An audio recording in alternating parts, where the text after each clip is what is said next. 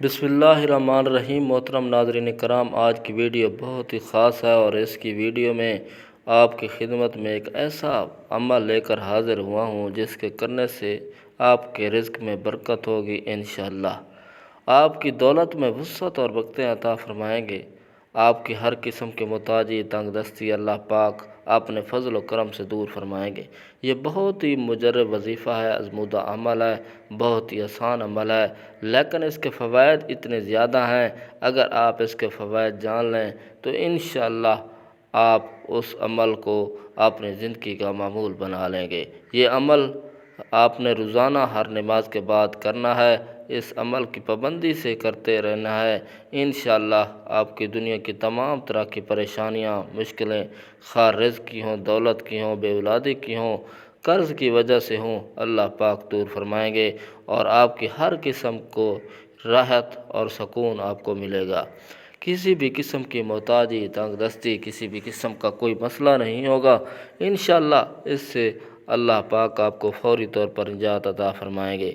آپ نے اس معاشرے میں ہمیں بہت سے لوگ ایسے دکھائی دیتے ہیں جو تنگ دستی کی وجہ سے مشکلات کا شکار ہوتے ہیں اور اپنی تنگی دستی کی وجہ سے مختلف راستے اختیار کرتے ہیں۔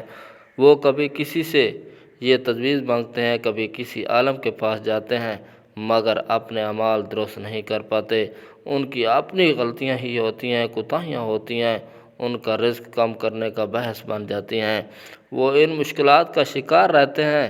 تو آج ہم آپ کو ایک ایسی چیزوں کے بارے میں بتانے والے ہیں کہ وہ کون سی عام غلطیاں ہیں جو ہمارے رزق میں مشکلات بن جاتی ہیں۔ اللہ تعالی ہمارے رزق کو برکت عطا فرمائے تو آپ کو حدیث مبارکہ کی روشنی میں بتائیں گے۔ کسی وجہ سے اللہ پاک انسان کا رزق تنگ کر دیتا ہے، اس کے بعد کسی قسم کے ٹوٹکے، کسی قسم کی تجاویز نہیں لینے پڑیں گے۔ ہاں، وظائف ضرور کرنے ہوں گے جو آپ کے لیے آسانی پیدا کریں گے۔ جتنے چاہیں کر سکتے ہیں، اللہ تعالیٰ کا نام ہو، اللہ تعالیٰ سے مانگتے رہیں تو بے شمار قسم کی نعمتیں اللہ پاک آپ کو عطا فرمائیں گے۔ سب سے پہلا عمل یہ ہے کہ جوتے پہن کر یا کھڑے ہو کر ننگے سر کھانا کھانا رزق میں کمی کا باعث بنتا ہے۔ بہت سے لوگ جوتے پہن کر کھانا کھا رہے ہوتے ہیں یا جلدی سے کھڑے ہو کر کھانا کھا رہے ہوتے ہیں۔ ہم بہت سی ایسی خواتین کو بھی دیکھتے ہیں جو ننگے سر میں کھانا کھا رہی ہوتی ہیں۔ مثلاً ہمارے گھروں کی عورتیں بھی ننگے سر کھانا کھا رہی ہوتی ہیں اور کھانا دے بھی رہی ہوتی ہیں، جس کی وجہ سے ہمارے گھروں کا رزق تنگ کر دیا جاتا ہے۔ دوسری وجہ یہ ہے کہ بیت الخلاء میں ننگے سر جانا بھی ہمارے رزق میں کمی کا باعث بنتا ہے۔ عام طور پر دیکھا جاتا ہے کہ جب وہ بیت الخلاء جاتی ہیں تو ان کا سر ننگا ہوتا ہے۔ یہی ننگا سر ان کے رزق میں تنگی کا باعث بنتا ہے۔ اس بات سے خواتین کو اجتناب کرنا چاہیے کیونکہ اس سے رزق میں تنگی پیدا ہو جاتی ہے۔ گھروں میں اللہ تعالیٰ کی طرف سے ایک زمانہ تھا جب مہمانوں کو رحمت سمجھا جاتا تھا، مگر آج کل کے دور میں مہمانوں کو زحمت سمجھا جاتا ہے۔ یہ عادت، یہ سوچ، یہ خصلت بھی گھروں میں، معاشرے میں رزق تنگی کا باعث بن رہی ہے، بلکہ بن چکی ہے۔ تو ہمیں چاہیے کہ مہمان کو رحمت سمجھیں کیونکہ مہمان اللہ پاک کی طرف سے رحمت لے کر آتا ہے۔ یہ عمل آپ نے روزانہ ہر نماز کے بعد کرنا ہے۔ انشاءاللہ اس عمل سے آپ دیکھیں گے کہ آپ کے رزق میں اور دولت میں وسعت اور برکت پیدا ہوگی اور آپ کی تمام پریشانیاں، مشکلات اللہ پاک دور فرما دیں گے۔ تو اگر آپ یہ جاننا چاہ رہے ہیں کہ یہ ایک مجرب عمل کیا ہے تو آپ اس ویڈیو کے آخر تک لازمی دیکھیے گا اور اس عمل کو شروع کرنے سے پہلے ثواب کی نیت کے ساتھ میرے ساتھ مل کر نماز والا درود شریف پڑھ لیں۔ اللہم صلی علی محمد وعلی آل محمد کما صلیت علی ابراہیم وعلی آل ابراہیم انکا حمید مجید۔ اللہم بارک علی محمد وعلی آل محمد کما بارکت علی ابراہیم وعلی آل ابراہیم انکا حمید مجید۔ آج کی اس ویڈیو میں یہ ایسا عمل ہے جو آپ کے ساتھ شیئر کرنے جا رہا ہوں، جس کے کرنے سے انشاءاللہ آج تک جتنے بھی مسلمان بہن بھائی نے اس عمل کو کیا، اللہ پاک نے ان کی زندگیاں بدل دیں۔ اگر آپ بھی یقین اور خلوص کے ساتھ کریں گے تو میرے اللہ آپ سے یہی امید ہے کہ جس قسم کا بھی ہمارا یقین ہے، اللہ پاک ویسا ہی ہمارے لیے اس عمل سے فائدہ بھی پہنچائیں گے۔ मोहतरम नाजरीन, एक शख्स ने किसी दूसरे आम शख्स के पास कुछ माल अमानत के तौर पर रखा और ये शख्स ऐसा अमानतदार मशहूर था जिसके बारे में किसी को कोई अंदेशा नहीं था। फिर अमानत रखने वाला शख्स मक्का चला गया। जब मक्का से वापस आया तो अपना माल उससे मांगा तो वो शख्स मुकर गया और इनकार कर दिया।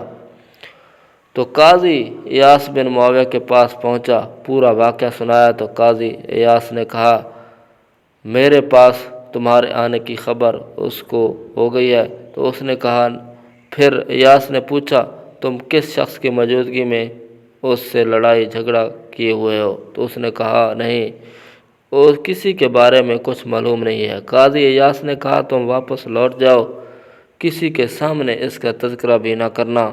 वो 2 दिन के बाद जब मुझसे मिलो, वो शख्स वापस चला गया।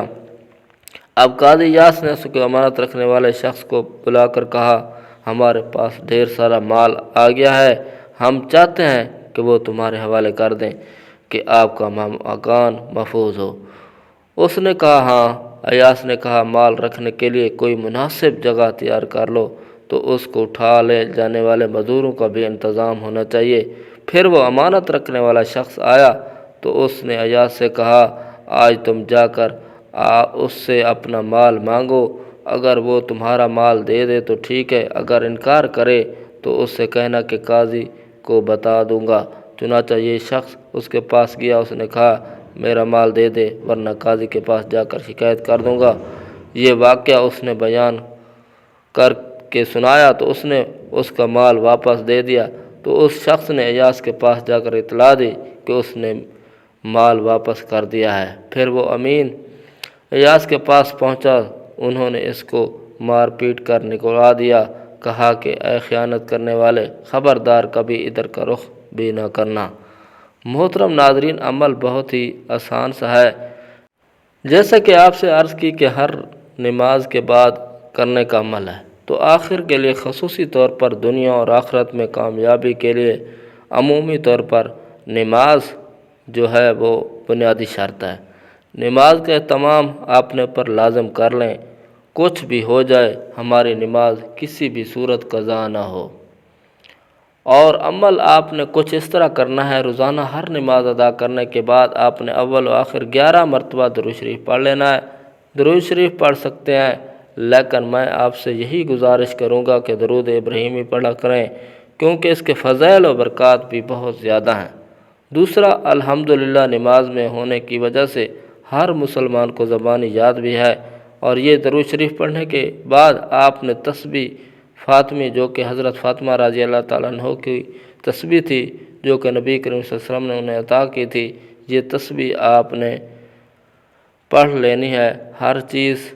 और कोई चीज़ होती तो नबी करीम सल्लल्लाहु अलैहि वसल्लम अपने लख्त जिगर को उससे बढ़कर और कोई चीज़, कोई तोहफ़ा अता फरमाते। तो आपने ये वाक़या बारहा सुना होगा कि कुछ मफ़हूम ही हैं जो आपके सामने रखूं तो उस तरह हैं। हज़रत फ़ातिमा रज़ी अल्लाह ताला अन्हा चक्की पीसती थी, जिसकी वजह से उनके हाथों पर बहुत ज़्यादा छाले पड़ चुके थे। तो हज़रत मोहम्मद सल्लल्लाहु अलैहि वसल्लम की खिदमत में हाज़िर हुई। जबकि माल गनीमत जंग की फ़तह होने के बाद माल गनीमत काफ़ी आया हुआ था, तो हज़रत अली रज़ी अल्लाह ताला अन्हु ने हज़रत फ़ातिमा रज़ी अल्लाह ताला अन्हा से अर्ज़ की, आप जाके हजूर नबी करीम सल्लल्लाहु अलैहि वसल्लम से कोई एक ग़ुलाम ले लें ताकि वो आपकी खिदमत कर सके। तो हज़रत फ़ातिमा रज़ी अल्लाह ताला अन्हा बारगाह उक़दस में हाज़िर हुई। उन्होंने अपना जो मसला था वो बहुत ज़्यादा काम करने की वजह से थक जाती थी, मेरे हाथों पर छाले भी पड़ जाते हैं। तो नबी करीम सल्लल्लाहु अलैहि वसल्लम की खिदमत में अपना मसला पेश किया। तो हजूर नबी करीम सल्लल्लाहु अलैहि वसल्लम ने फरमाया कि मैं तुम्हें ग़ुलाम से भी ज़्यादा बेहतर चीज़ ना अता करूं। तो फ़ातिमा रज़ी अल्लाह ताला ने अर्ज़ की, ज़रूर फरमाएँ। तो आप सल्लल्लाहु अलैहि वसल्लम ने फरमाया कि 33 मरतबा सुबहान अल्लाह, 33 मरतबा अल्हम्दुलिल्लाह, 34 मरतबा अल्लाहु अकबर ये तस्बीह पढ़ा करो। ये इन तमाम किस्म की चीज़ों से अफजल है। तो ये तस्बीह बहुत ही ज़्यादा और फजीलत है। जैसा कि आपसे मैं भी अर्ज़ की कि अगर उससे बढ़कर कोई और चीज़ होती तो हजूर नबी करीम सल्लल्लाहु अलैहि वसल्लम अपने लख्त जिगर को تحفہ ضرور عطا فرماتے۔ تو آپ نے اس بات کا اہتمام کرنا ہے، روزانہ ہر نماز کے بعد 11 مرتبہ اول و آخر درود شریف پڑھنا ہے، اس کے بعد 33 مرتبہ سبحان اللہ، 33 مرتبہ الحمدللہ، 34 مرتبہ اللہ اکبر پڑھنا ہے۔ تسبیح 100 دانوں والی لے لینی ہے۔ اب ایک دانہ اپنے ہاتھ سے پکڑ کر اس پر پڑھنا ہے یا غنی یا اللہ، پھر دوسرا دانہ پکڑ کر پڑھنا ہے یا غنی یا اللہ۔ اسی طرح 100 دانوں والی یہ تسبیح آپ نے مکمل کر لینی ہے۔ یہ مکمل پڑھنے کے بعد آپ نے پھر اول و آخر درود شریف پڑھ کر 11 مرتبہ خصوصی طور پر اللہ کی بارگاہ میں اپنی جو بھی پریشانی ہے، مشکل ہے، کسی بھی قسم کی تنگی ہے، وہ اس کے حوالے سے اللہ پاک سے دعا کرنی ہے۔ انشاءاللہ اس عمل کو اپنی زندگی کا معمول بنانے کی برکت سے گھر میں سے ہر قسم کی پریشانیوں، مشکلات سے نجات حاصل ہوگی اور ہر قسم کی بیماریوں، پریشانیوں سے انشاءاللہ آپ کو شفا حاصل ہوگی۔ آپ کے رزق میں، آپ کی دولت میں اللہ پاک وسعت اور برکت عطا فرمائیں گے، اور آپ کا جو بھی کاروبار ہوگا اس میں بھی انشاءاللہ اللہ پاک ضرور ترقی فرمائیں گے۔ یہ بہت ہی زیادہ مجرب اور آزمودہ عمل ہے۔ اس کے ساتھ آپ نے کوشش کرنی ہے کہ دن بھر چلتے پھرتے اٹھتے بیٹھتے اگر آپ فری ہیں، آپ کا کوئی کام ایسا ہے کہ آپ کی زبان اس میں استعمال نہیں ہوتی، تو آپ استغفار کی کثرت کریں۔ چلتے پھرتے اٹھتے بیٹھتے باوضو حالت میں استغفار جاری رکھیں زبان پر، انشاءاللہ آپ کی ہر قسم کی پریشانی، مشکل اللہ پاک دور فرما دیں گے۔ اگر ایک شخص بھی صرف استغفار اپنی زندگی کا معمول بنا لے تو اس کی زندگی تو اللہ پاک جنت عطا فرما دیں گے، اور اس کی زندگی ہر قسم کی پریشانیوں کو اللہ پاک دور فرما دیں گے۔ جیسا کہ قرآن پاک میں اللہ پاک نے واضح فرمایا، جو استغفار کرتے ہیں ان کے لیے آسمان سے بارش کرتا ہوں، رزق میں برکت عطا فرماتا ہوں اور ان کو اولاد عطا فرماتا ہوں۔ اسی طرح بہت سارے علامات اللہ پاک نے قرآن پاک میں سورہ نوح کی آیات میں ذکر فرمائے ہیں۔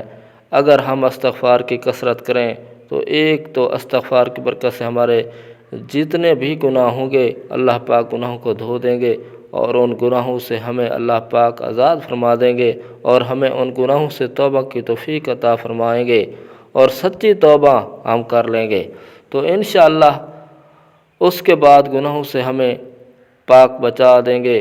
اللہ پاک گناہوں سے ہمیں بچا دیں گے، گناہوں سے ہم پاک ہو جائیں گے۔ دوسرا، اللہ پاک استغفار کی برکت سے ہمارے بہت سارے انعامات عطا فرمائیں گے ہمیں، جو کہ ان گنت ہیں، جن کی کوئی گن نہیں سکتا، جن کی کوئی لیمٹ نہیں ہے۔ اللہ پاک سے دعا ہے کہ جو بھی کہا اس پر عمل کرنے کی توفیق عطا فرمائے۔ بہت ہی زیادہ مجرب اور آزمودہ عمل ہے، اس کو کرنا چاہیے۔ کوئی بھی شخص کسی وقت یہ عمل کر سکتا ہے۔ گزارش ہے کہ اس ویڈیو کو زیادہ سے زیادہ شیئر کریں۔